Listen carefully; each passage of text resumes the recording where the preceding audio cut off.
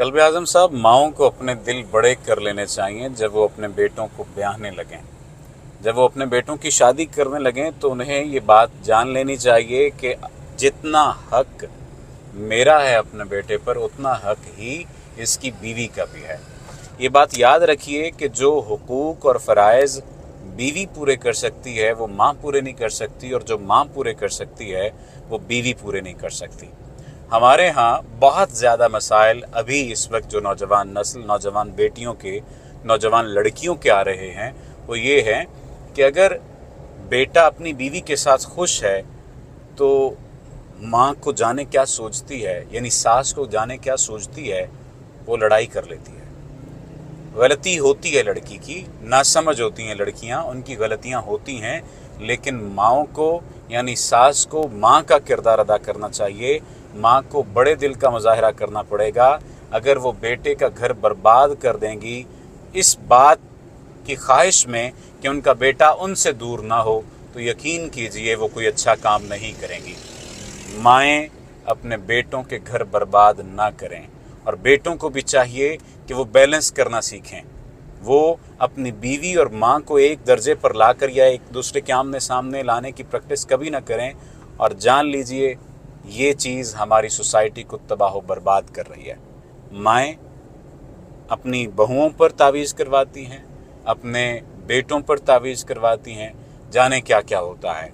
और दूसरी जानिब क्या होता है कि अगर बेटी दूसरे घर चली जाती है तो उनके बेटे को यानी बेटी के शौहर को अपनी बेटी का मुरीद बनाने के लिए, उससे मोहब्बत करवाने के लिए भी तावीज़ धागे करवाए जाते हैं। यानी ये कौन सा कुलिया है, ये कौन सी चीज़ है, ये कौन सा हसद है, ये कौन सी बीमारी है जो इस माशरे को अपनी लपेट में ले चुकी है कि एक जानिब दूसरे की बेटी को जब ब्याह कर आप अपने घर लाते हैं तो उसके अगर हुकूक और फ़राइज़ अगर पूरा कर रहा है आपका बेटा तो वो बुरा बन रहा है, और अगर आपकी बेटी के साथ वो सही सलूक नहीं कर रहा तो वो बुरा बन रहा है, और अगर अच्छा कर रहा है तो वो बहुत अच्छा दामाद है, बहुत अच्छा बेटा है।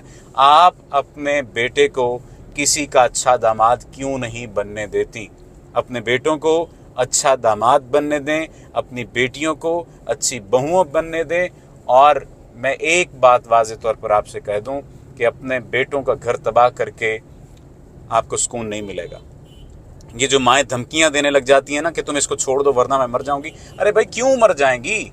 या तो उसके वो जो हुकूक हैं वो आप पूरे कर सकती हैं तो फिर तो बात है, आप नहीं कर सकती पूरे।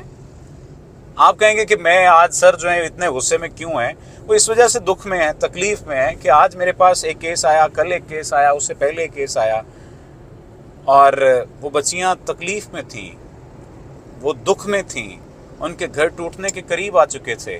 उन्होंने मुझे, एक बच्ची ने तस्वीर दिखाई कि सर मेरी ये तस्वीर शादी से पहले थी और अब मेरी हालत देख लें। यकीन करें मुझे रोना आ रहा था। मैं इस तकलीफ़ में हूँ, इस दुख में हूँ, मुझे समझ नहीं आ रही थी कि मैं क्या अल्फाज कहूँ। अमूमी तौर पर इतना जज्बाती नहीं होना चाहिए लाइफ कोच को, समझाने वाले को, NLP प्रैक्टिशनर को, इतना नहीं जज्बाती होना चाहिए, लेकिन मैं क्या करूँ, मैं जज्बाती हूँ। और मैं उस बच्ची के, उस बेटी के जाने के बाद मैं रोया हूँ। पहले तो इन पर्सन मैं सेशन ले ही नहीं सकता, लेता ही नहीं हूँ, बहुत कम ऐसा होता है, लेकिन उसने बहुत ज़्यादा रिक्वेस्ट की थी कि सर इन पर्सन सेशन लेना है, मैं कॉल पे बात ही नहीं कर सकूँगी, मुझे रोना आ जाता है। तो अल्लाह ताला उसके हाल पर रहम करे। बस उसकी सूरत हाल के बाद मैं ये चाहता हूँ कि आप अपने बेटों पर भी तवज्जो दें, अपनी बेटियों पर भी तवज्जो दें, और खुदारा ये न करें। और लड़के माँओं को बैठ कर समझाएँ, इमोशनल ब्लैकमेल ना वो बीवियों से हो और ना वो माँओं से हो। केस वेरी टू वेरी करता है, लेकिन यहाँ पर जो केस आया उसकी रोशनी में मैं ये चाहता था कि ये बात आप तक पहुँचे। आपका बहुत शुक्रिया।